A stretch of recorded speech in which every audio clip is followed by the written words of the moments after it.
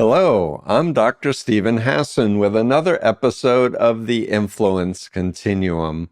And today I have a very special guest. I've been wanting to interview Kristy Norbert for months now. We finally are doing it. And I want to just say that Kristy is phenomenal. She is an upstander, licensed social worker, co-founder and executive director of Empowered Network. Used to be Empower Her Network, but they've had a expansion in their mission. We'll have Kristy explain all of that. And I'll just give you, my listeners, a little more background on you, Kristy, before we jump in. But I'll just say that I've worked with Carissa Phelps, who's a lawyer and a sex trafficking survivor, and who does Runaway Girl, and we did Ending the Game together. And I've known her and admire her so much. And I was talking with her about the Larry Ray cult that Hulu did a 4-part series. It's 3 parts, and then another part you have to actually look for. Nightline Impact, but it was a follow-up after the initial series. Anyway, I introduced one of the survivors from that cult, Felicia Rosario, who got a scholarship to do her Harvard undergrad and became a medical doctor at Columbia and was out doing her psychiatric residency when her siblings drew her into the Larry Ray cult. And she spent 10 years as a trafficking victim and just an incredibly brilliant, wonderful human being.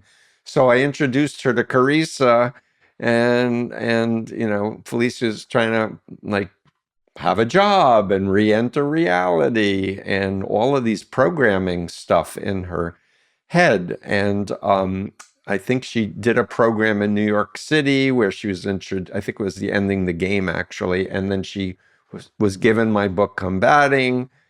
We wound up talking, and then Carissa more or less introduced me to you, Kristy, and your incredible organization that helps trafficking survivors. And so let me just now circle back to your bio. So you have a bachelor's in communications from Northwestern University, a master's degree in social work from the University of Maryland School of Social Work, and you have over 20 years of experience running transparent programs with the goal of building up those in need towards a day where they can support themselves. You were executive director for Boys Hope, Girls Hope of Baltimore. In 2013, you shifted your clinical focus and expertise to trauma-informed programming for trafficking survivors in Southeast Asia. And then in 2017, you were tasked with curating an economic empowerment program for domestic survivors. So when we met and talked, you said, Steve, would you nominate Felicia to our program? I'm like, I'd be delighted to do that. And she's just been flourishing is the word that comes to mind.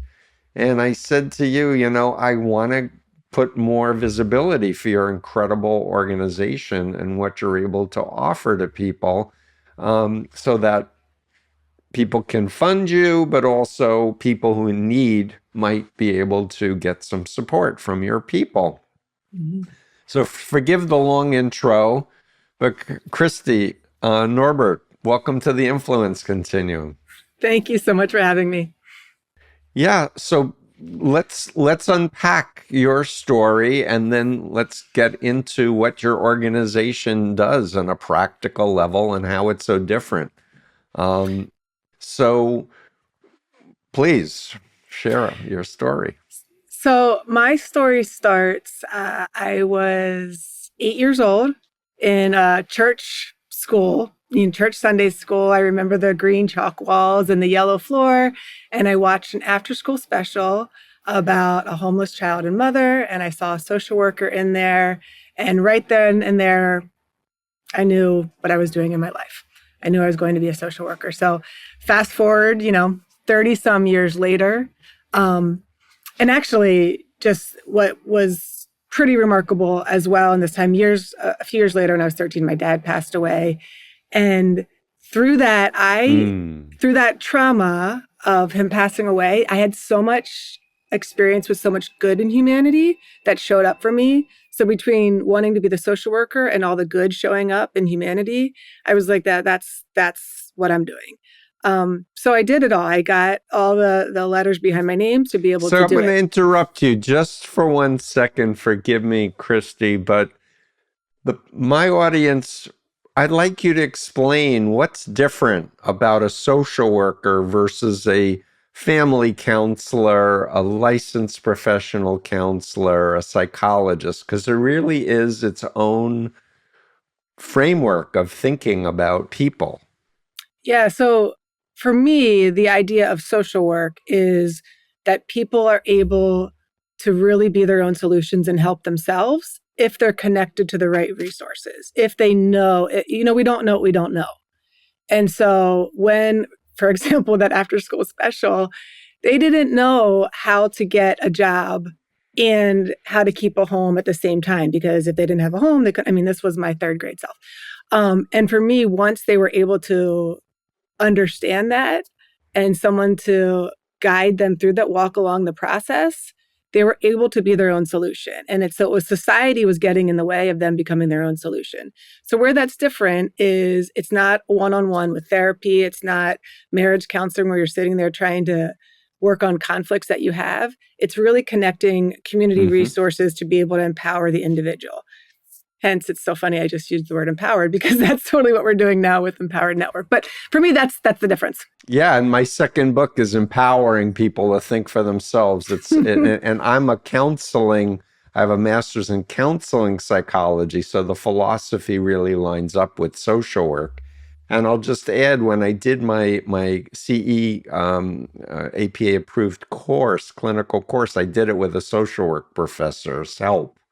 Phoebe Salidi, because I wanted that frame, because so much of what I've found as a survivor myself is psychoeducation and not feeling like it's something wrong with you, and realizing that there are other people who've gone through it. You don't have to reinvent the wheel. Yeah. Was so crucial and is so crucial to my frame in terms of helping people. Yeah. So back to you and your stories. Yeah. So fast forward, 30 some years, I put the time and the work in. I was a social worker at many different places. I was in the Peace Corps overseas. I kept on following the thing that I knew I wanted to do the most. Social worker, I was going to always just be a social worker, and ended up feeling like I had a spot to be able to develop programs and really affect even more people. So that's what I did. I think when I learned about human trafficking, so I worked with incredibly marginalized populations in this country and abroad. And when I learned about human trafficking, I was like, well, this is the worst, the most awful human rights atrocity I've ever even experienced. And I almost turned away from an offer to get in the field, because I was like, even that is so hard for me. And I'm so happy I didn't, because it is also, yes, it's super dark and super awful, but there are human beings and they have a life and they have opportunities, and they're the most resilient, amazing women and men that I've ever met. So I feel super grateful I didn't turn away. And who am I to turn away? I'm not a survivor, right? I'm just able to walk alongside with them in this amazing role. So yeah, I can talk about how Empowered Network started if you want. Please, by all means, please tell everybody. Sure. Okay. So Abby Fabiashi and I were working at another organization working overseas with economic empowerment as one of its tenets. And we really wanted to expand to the United States to say, we really need this beyond the crisis service in the United States. What happens in the US is, if survivors are lucky enough to exit the life, are fortunate enough to get out of the life, depending on where they live. I hate that term, by the way, because it's not a life. You're right. There are sometimes aftercare services for crisis, sometimes. And then what happens, like the way we work in the United States is you're not on fire. Okay, next. Next person on fire, come in. We'll put a Band-Aid over that and next. And funders get really involved in that. We want to serve 100 people that are in crisis. And once they look like they've achieved stability, push them out. And what organizations told me when I was doing the audit to start Empowered Network was that, my word, if the hundreds of people that came through us had something to look forward after, they wouldn't cycle through program to program to program with the idea that the chance of that they'll be re-trafficked, re-exploited, homeless again, wouldn't be so high if they were able to focus on what comes next after the crisis. So that's exactly what we did. We started with a pilot program in New York City. We got funding for 4 women to go through Empowered Network. I live in Connecticut, so traveled to New York City, worked with those 4 women. And so quickly, Stephen, there was so many women and so many agencies raising their hand and say, I'm at that crossroads. I'm not on fire anymore, but I don't know how to get my first time house or my first time apartment. I surely don't know how to not work 2 minimum wage jobs. If I'm an immigrant, I don't know what to do after I get my trafficking visa, or if I'm in limbo of getting a visa or asylum. I am a woman with 2 children. Most of the people we serve are single women that is sitting at a Job Corps all day trying to find a job. But my word, I know I'm a master seamstress in my own country if someone would give me a chance at that. So many agencies, so many people were like, we're there. We don't know how to do the next thing. And so we called them empowerment plans, where we work one-on-one with survivors to get to the place that they want to get to. We don't prescribe their goals. We don't prescribe what success is. We ask them. And sometimes it's the first time in their life that someone said, where do you see yourself in a year? Where do you want to be in a year? Where do you see yourself in 5 years? And that was shocking to me in the beginning, because I had always had that thought, right? Like, where I see myself in 1 year, 5 years, 10 years. And for them, they were like, no one's ever asked me past this weekend. And I can survive past this weekend now. And now I want to be able to focus on what's best for me, what's best for my children. So it's pretty remarkable. Yeah, it's fantastic. We found our way. We just met a few months ago, but I've kind of found the same realizations and needing to be more client-centered versus this is what we offer. You have to plug into the formula, etc. And what I say to all my clients, and I'm sure you do the same, is that we have to be in our body, in the here and now, the locus of control for our decision making inside of us, not looking to some controller to tell us what to think or feel or what's reality. And we need that positive future orientation. Like, what do you want to be in a year? Yeah. I don't know. And I say, pick something, anything. Yeah.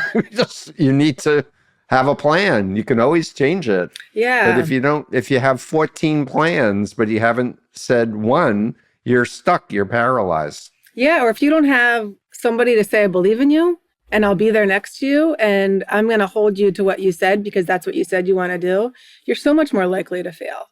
And I think too, the other big piece with survivors is it takes a long time to trust us to trust themselves.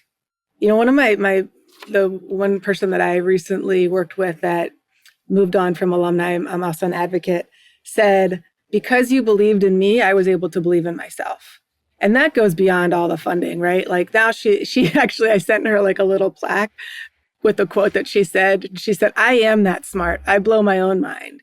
And to me, like that's the piece, right? Until you're able to believe it yourself and you're not having a power issue with the person providing money or giving them the answers that they want to hear, then it starts changing. When you start doing things for yourself, and because that's your future and your life, just what you said, that's where the real transformation happens. And that's my favorite part. Yep. So, walk us through a case. You don't have to choose Felicia, just choose a generic version. And now you've opened it up to men as well. Which as a guy, I'm thrilled that it's, because men get trafficked too. And yeah, so they're ashamed to admit it, even higher than women. Yeah, we've been serving men for years with the Name Empower Her network. And so now it's even easier because our name matters and our colors mattered. And so more men now are being nominated. So we've served a few over the years, but now we're getting more and more, which is wonderful. We don't want to exclude any part of this whole movement. It's really important. So how a survivor gets to Empowered Network is we have over 80 partnerships across the country with nonprofit agencies, with legal centers, with therapists, with churches that work with survivors in the community. And when they're sitting across from a survivor and they said, you know what, our funding has run out with you, or it's time for you to move on here. But my word, I hear the things that you want to do. I know what you're capable of. They nominate them to Empowered Network. Also, because our reputation continues to grow, is now we have survivor leaders who contact us quite often that say, hey, I want to get into that program. So while we don't allow self-nominations, we're super creative about if somebody needs our services, we'll find a way for them to be part of Empowered Network. So they get the nomination, they fill out their portion, talks about what their goals. We don't focus on their past. We don't focus on the trauma. That definitely comes up. A lot of us have the clinical training, but we're really focused on what's happening next for them. And so we can refer them out if they need other resources. When we meet with them, either in person or virtually, we talk a lot about who we are and who we aren't. And so who we are is a group of professional network that wants to believe and believes in survivors and says, if you believe in yourself, we can continue believing you and we can support you. And the survivor at that point has to make a decision. And they can make a decision then, they can make a decision in 6 months. It's their timeline of saying, yes, I want to do this transformation in my life. Yes, I want to be my own change agent. And yes, I'm willing to be held accountable to that. And so not everybody's at that point. Some people are like, no, thanks. I'd rather get a case manager help me with a stipend for next month. Instead of what we would do is we would say, okay, you want to do 3 housing applications by August? Let's see them by August 1st. And then, and so once they sign up for that, and once we develop what could happen over 12 to 18 months, which we call an empowerment plan, they sign off on it. So they'll say things like, if I walk you through one example, I work with somebody up in New England who wanted to move out she was living in a bad roommate situation with her child, wanted to move out, get a different job. She was in a bad job situation and continue her GED. She had to sign up for all of that. It was much easier for her probably to stay in that situation financially, and it was what she was used to.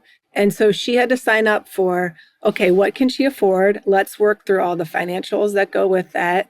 Where would her son go? He had special needs. Did she have resources to get him access for special needs? What would her bills going to be like? Where could she get a different job? Where was she going to get her GED? Did she need a computer to get her GED? Could she go in person? Did she need childcare? So it was 12 to 18 months of planning for that. And before she moved, it was, okay, you said you wanted to connect to these services that your son needed. Can you report back on that? Do you need help accessing them? If you do need help, I'm willing to help you. Let's look together. And so it's never that we do something for them. They have to do a lot more of the hard work. But where there's gaps, we come in. So where there's no one else that can help, then we'll say, we can help with that. We can fund that if it's needed. So like childcare, education, sometimes housing. Housing is more that deposit or household essentials if you're moving from transitional living. But they do the rest. They say, okay, in her situation, she moved out of that place with her roommate, doesn't have savings. And so we said, we can pay deposit. We can get you the first things ready for your house and your son. She had to maintain a job so she could pay that. I think it was $830, the rent, when she moved out, and prove that she could pay it. So she was a success. We don't want to set people up for failure, and we don't want to be a short-term Band-Aid solution. Right. That's doesn't help anybody. And surely as much as people want that, as much as like I would want that personally, what happens in month 4 or month 6, you plummet even more and your self-worth goes down. It's just a disaster all around. So we work really hard at the front end to make sure that people are set up for success and they're doing it themselves. And then what's really remarkable is once people get into that stable living and start seeing themselves differently and start seeing what they're capable of, they start seeing themselves without a ceiling. As you know, like Rosario is an amazing example. Like she doesn't have much of a ceiling anymore. Like the sky's the limit for her. And so that's a dream of anybody with human potential, is to being able to unlock their self-actualization and go for it. And the word self-actualization, I think, isn't used a lot in the survivor community because of this cap, because they're not on fire, because, oh, they had this awful thing happen to them, and now they're a manager at Taco Bell and they're doing great compared to what they used to be doing. Well, compared to what they used to be doing, what does that even mean? Like they have a whole person that they can unlock. Right. So that's what I'm most excited about, is like really switching this paradigm of our society and saying, not only are this whole group of people not throwaways, they could have the cure to cancer if given the opportunity. They have the potential to be whoever they want to be if we're able to change the structure of society and change that paradigm that stops allowing them to have a ceiling on what they think they can do.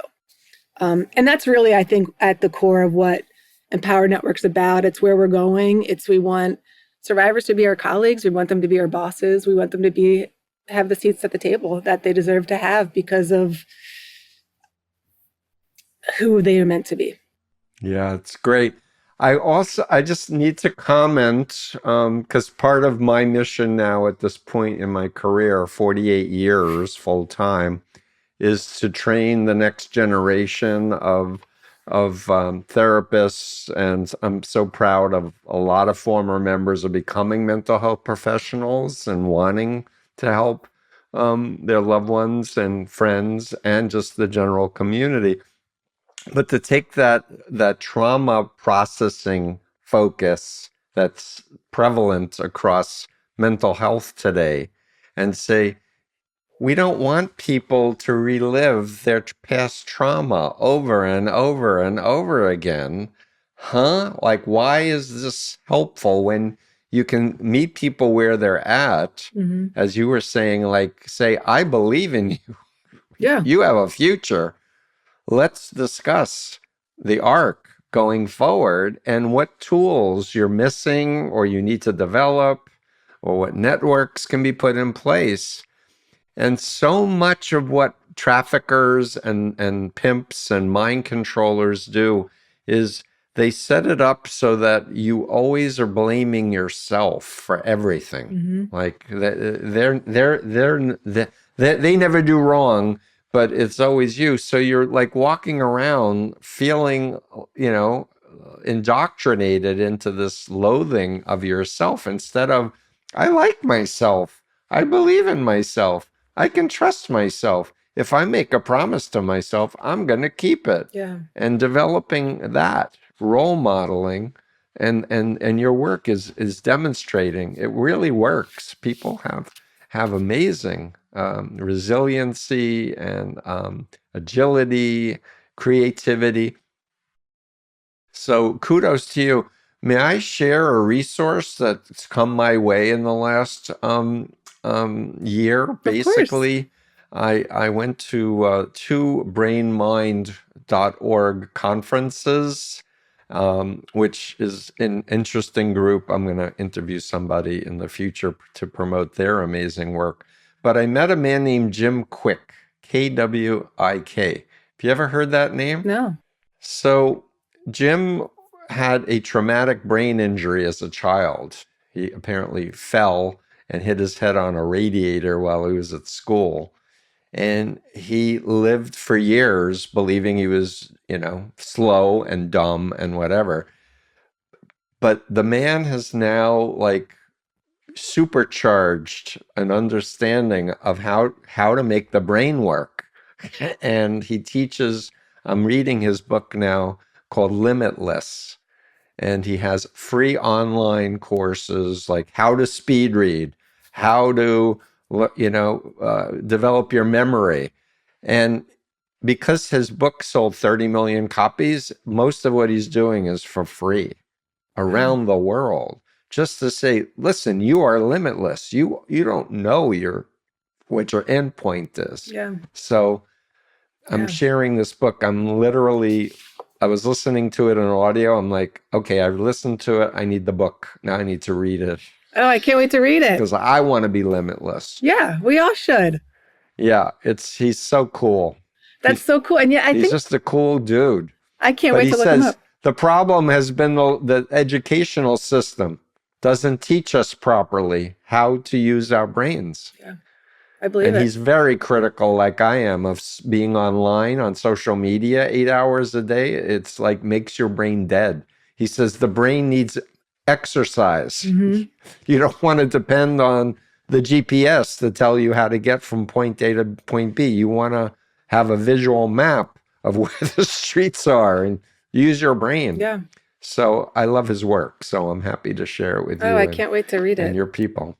Yeah, we'll look into that. I think too, the other thing you just said is like the idea of social media or online 8 hours a day. The human connection that we're able to provide with our one-to-one advocacy, it seems like such a radical idea of having somebody authentically believe in you and walk alongside of you. Like that's what we're talking about. We're talking about human connection, and survivors will say the biggest transformation that happened is that you believed in me, or that their advocates believed in them and they felt it.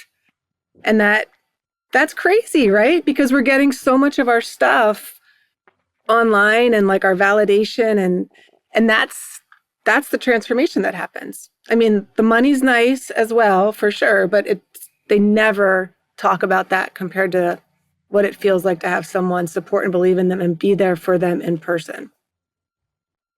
It's crazy. Yeah, and learn how to make friends like in the real world, not friends online that you don't even know who they are. Yeah. And learning how to have reciprocity. I'll listen to you when you're down, and you listen to me when I'm down, and we can lift each other up. Yeah. And we can go do things in real life, play in nature, play with kids, listen to music. I attended a one-day thing with Brain Mind recently in New York City, Your Brain on Art. Have you ever heard of that book? No, but I imagine. Brain on Art. Fantastic. But because so many of our school systems are cutting back on arts and music programs to emphasize, mathematics and science. And this book is all on the neuroscience of why humans need creativity. They need music, they need art for our brain. Yeah. For our brain health. So the book documents that for example, listening to someone play music, our brain entrains to the musician. Yeah. And so we get stimulated, we get washed in the joy of the being in the zone, listening to the melodies. And so we really need to come back to we're human. Technology should serve us. Yeah. We shouldn't be, used by the technology. Yeah. Yeah. And imagine, I mean, for survivors who have had so much complex trauma, who have never had the music or art or what this, first the human interaction, and then, I mean, again, like opening someone's brain and their mind to what's possible. I don't know, what a gift, maybe a gift too late, but nevertheless, at least it's happening at some point. No, expressive therapy. So very briefly, I'll just say that I worked with a woman who had been in a Bible cult for 13 years, and she read Combating Cult Mind Control and said, "You mentioned my group. I've been out for 11 years. I'm in and out of psych hospitals. I'm cutting myself. I want to kill myself. I've had 19 different medications. I'm doing DBT. It's making me worse. I'm wondering if you can help me." And I was like, well, let me talk to your psychiatrist and your psychologist. And it turns out this woman was a professional artist. She worked for Disney, drawing. So she's in a psych hospital and she's drawing all of these images of Satan and red and blood and this and that. And the therapists are saying, why don't you draw something nice instead of, tell me, what does this mean to you? So this woman, she came to Boston and worked with me intensively, and she got off all her meds and got better. And when she heard I was doing a training for Judith Herman's clinicians, she begged to come and say all of the things the therapist did wrong, what they should have done. Yeah. Wow. They somebody literally said to her, why don't you call your church friends and get some support? And she had said, I left a cult. And nobody bothered to Google the name of the group or to find out what's wrong with the group and why she even left, right? Yeah. Because clinicians aren't trained in mind control and undue influence. Right. Wow. And so that's my bandwagon that I love it. Everyone needs to learn about the influence continuum. Yeah. Learn about brainwashing and protect your mind and all that good stuff. Yeah. So it's incredible work. So you have 80 partnerships, and I assume if you got more philanthropic support, you could hire and train more therapists and serve more people. We're in 10 locations right now. We have served 345 survivor participants since 2017. 517 children are now in stable housing because of the work that their parents have done. We have estimated that we've generated 6.8 million in new wages for survivors. But we're only 10 locations, and that's just the beginning. And the only thing that holds us back is funding. We have one federal grant, and the rest is all privately funded. So we just made a switch in 2024 to have all of our advocates, our one-on-one professional, some clinical, some lived expertise, go full-time, which has changed our budget significant. And yay, amazing. And we're at a standstill now with all of them getting full caseloads to be able to expand, right? We want to be able to expand all over the nation, but we can't until we have the funding to match it and we have the model to scale. So it will happen one day. I think that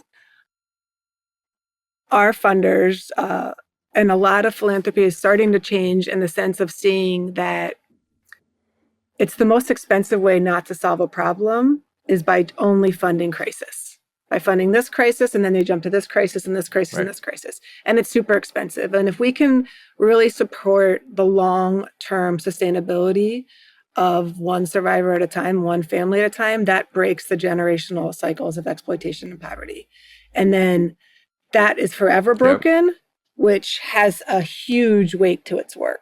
So that's really our, our North Star to end exploitation cycles that, North Star we're never going to get to, but that's what we're going for. But yeah, so we're always looking for more funding to help us grow. So I know you're in New York. Can you Yep. name the other 9 locations, and then we can, if you're listening and your city isn't named, Yeah. you might light a fire under you to Yeah.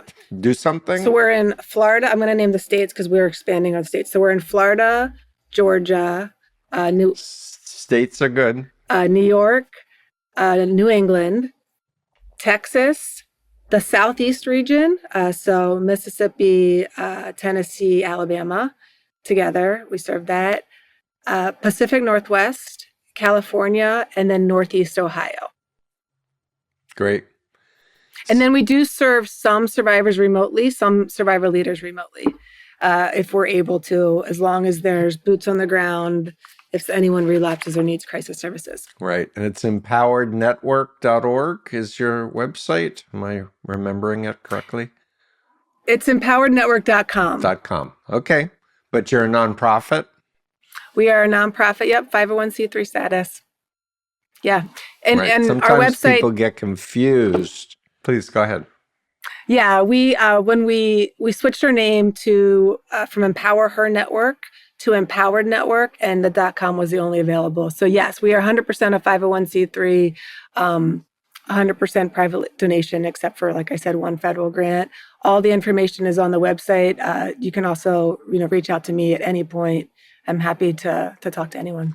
Yeah, and if people have other, media, podcasts, New York Times, Washington Post, whatever, want to do an article, I invite you too. And For sure. there are a lot of young people who were born into affluence who are getting access to monies, and they're looking for how to make a real change. And what we know for sure is to be fulfilled, is to do something beyond yourself to help others. It's far better than going for happiness. Go for feeling fulfilled, like your life makes a difference in other people's lives. Yeah. Yeah. And we would love more young people involved. Not our target, but the people that are involved in Empowered Network, are not the millennials right now. And so I would love more people to know, first, that human trafficking exists, that it exists in a way that people, it's not, the chains to a bed. It's not how it works. But I would love more young people to get involved, get more involved in this long-term sustainability, that know that these are your colleagues. These are people that could be your colleagues. We don't have tons of young people involved at all. It's, the older women are more likely to donate to us than any millennial right now. So that would be a huge change for us. Yeah. And it's weird because anti-trafficking is so cool and in, but as you were saying, so much of the focus is on the initial crisis moment, the beginning part, but not really helping No. people be fully functional human beings and contributing to society. Yeah, I So think that's awesome. the other thing that's confusing sometimes with young people is the idea of, women owning their own bodies and doing whatever they want, and what sex work is and what it isn't. And so there's a whole, it's so controversial in the anti-trafficking movement about decriminalization and criminalization and partial criminalization. And I'll tell you, in the survivor community, the survivors that we work with, is that they would never call it work. They're like, that wasn't a job. But it takes sometimes years to say that. And so I think sometimes young people view this idea of being so progressive and liberal and owning our own bodies, and it gets confusing with what is actually happening out there. So I sometimes wonder if that's where the disconnect is, but we're trying hard to do our part. Yeah. So if I may, I'll mention another resource that comes to mind because, we're having this interesting conversation. Do you know Faith Jones? She was No. born into the cult Children of God, which was run by a pedophile named Moses David Berg, and he made the women happy hookers for Jesus, and they were molesting children as part of their theology, etc. etc. Anyway, she was raised in that cult. She became an attorney, and she did a TED Talk and wrote a book and a legal theory using contract law called I Own Me. And it's about, it's my body. Mm-hmm. Therefore, if they're lying to me, which is, fraud, which is part of Mm-hmm. the definition of trafficking, it's beautiful. It's a beautiful model. Wow. Totally syncs with my influence continuum and bite model, but just on a contract law level, I own me, and therefore I have a right to say no, etc. Mm-hmm. And I have a right to, life, liberty, and pursuit of happiness, etc. It's she's great. Oh, thank you for that. It's a journey, and meeting wonderful people who are doing work in that space, and sharing resources. I love introducing people to each other, and I love, like I'm mentioning someone else's book, but I really loved it, and I think it's something that will, because there's a lot of online courses the people you serve can take that will just Yes. supercharge their learning, in addition, in terms of the support from the social work people. But just to realize, what? A lot of what's blocking me is my beliefs that I can't do this. If I Yeah. change my beliefs, like, can you learn to read 400 words a minute? Most people would say no. And you time yourself, you read 20 words, 50 words, 150 words, fast reader, 200 words, it's like 400 words. How does anybody do that? And speed reading is a thing for many decades, but it's not taught. Yeah. And it's weird that it's not taught, because you think of how much more information you can take in and learn. Yeah. That is so So true. That's like anyway, I'm everything. I'm working on it myself.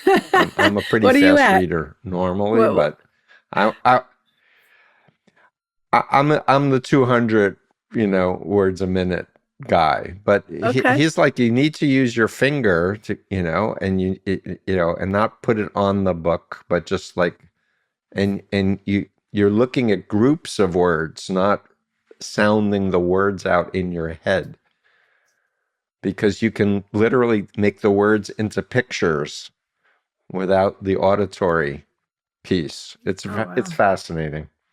I'm totally looking It's into very that. exciting. Yeah, there we're living at an extraordinary moment, where there's so much more we now understand about the human mind, about the body, the brain mind, connection, how we're biopsychosocial beings, all the good stuff, and there's so much horrific crap that dominates the media All the and time. shouldn't. I It's know. like, and we have to choose, information, and think of it as food. Like, do I want to eat junk food, or do I want to eat food that's going to be healthy and nourish me? Yeah. And then you never So, know really what's true and either, because you get. no, it's true, because you look at facts, you look at evidence, you look at sources that are making extraordinary claims. This is all part of a mind control, state actors that are trying to drive chaos and uncertainty to destroy democracy. And it's if you understand the techniques, it doesn't affect you. Mhm. Oh, it doesn't affect you as much, because you can go, oh, they're using projection. They did a Right. coup, and they're blaming the administration for doing the coup. They're pathological liars, and they're accusing Once you understand, oh, projection, that's what Hmm. malignant narcissists do. Once you understand the stereotypical profile of pimps and traffickers and cult leaders is malignant Yeah. narcissism, which is the term Erich Fromm came up with when he was trying to figure out Hitler. It's like, yeah, the narcissism and the lack of empathy, but then they think they're above the law, and the pathological lying and the paranoia and the distrust and the transactional. Once you understand that, you can protect yourself from 80-90% of every predator, trafficker, cult leader. But it's an education, and people can learn.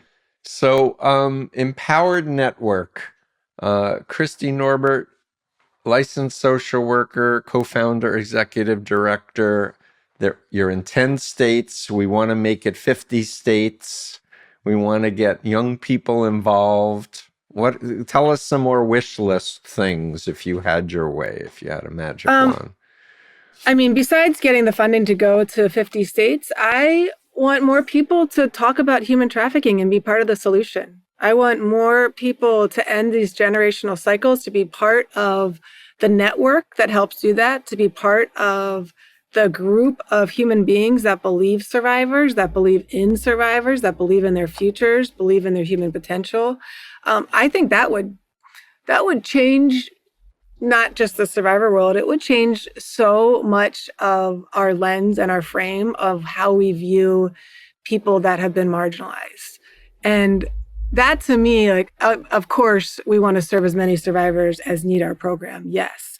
I just want more people to understand that human trafficking, that you should lean into the solution and not be so scared of it. We should teach our children. We were talking earlier, my children know all about human trafficking. They're not afraid to talk about it.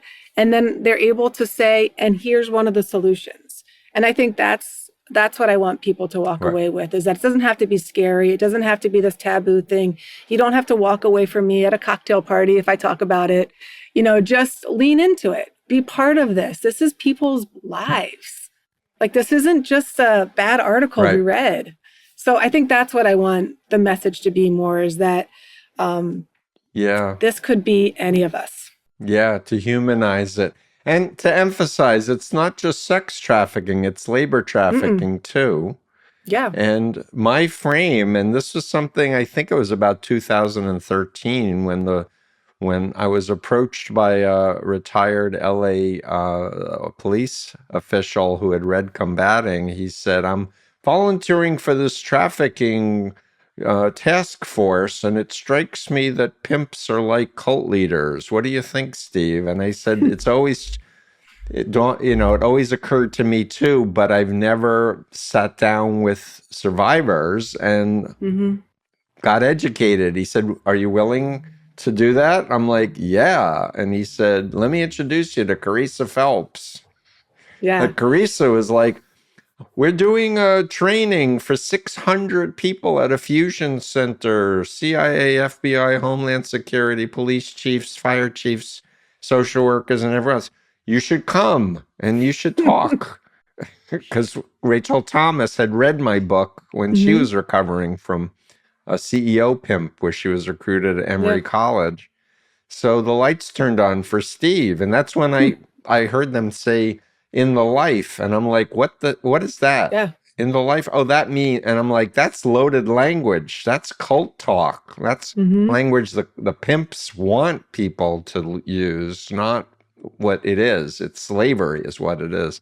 So anyway, it was just, but it's this type of connecting the dots. And I'm telling you, I was in this room watching faces when Carissa was telling her story, and telling stories of how police would treat victims of sex trafficking and make them engage in sex and all kinds of other horrible things. But they're listening to this woman who has a law degree and an MBA from UCLA saying, that was me. And their faces are like, and I talked with a bunch of them afterward. They're like, I'll never be the same. I'll never look at somebody who's been sex trafficked again after today. It was extraordinary. Yeah, she's but extraordinary. It's that exposure. Her and Kitty and Rachel both sit on our board. It's wonderful. Rachel Thomas, what a delightful, brilliant, wonderful woman. And I think if I'm remembering correctly now, Rachel said ending the game is for under 18, and your organization Correct. helps people after when they Yes. get more together in their lives. Yeah. Yeah. And so all I can say is thank you for your good heart, your good work. You're making a difference. When I met Felicia, I was like, oh my God, now I understand why she got a full scholarship to Harvard and She's a brilliant. scholarship to become an MD at Columbia. And I was like, she said, Steve, I wanted to be a forensic psychiatrist. I said, you need to go back and be who would be a better expert witness than you to do forensic psychiatry and explain brainwashing and mind control.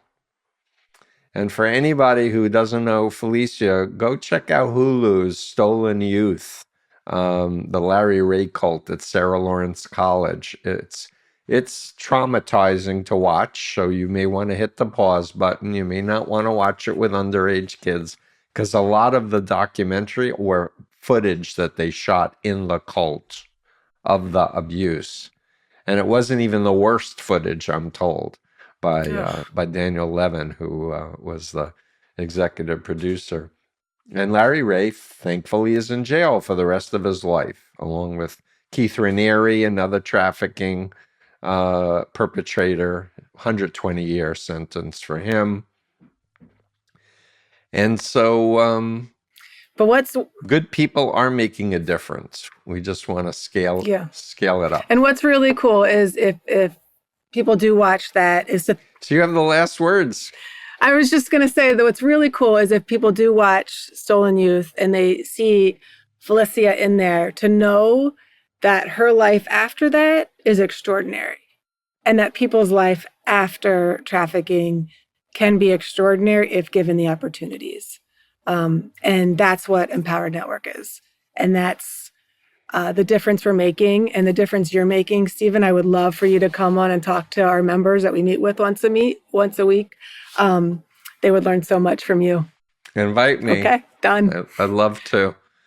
And I'd love to. And just watch the 4th episode. It's not in the same, you have to search for it, Stolen Youth. It's under Nightline Impact, because they brought me to New York and I got to meet Felicia for the first time in person, even though she had read my book, and Daniel Levin.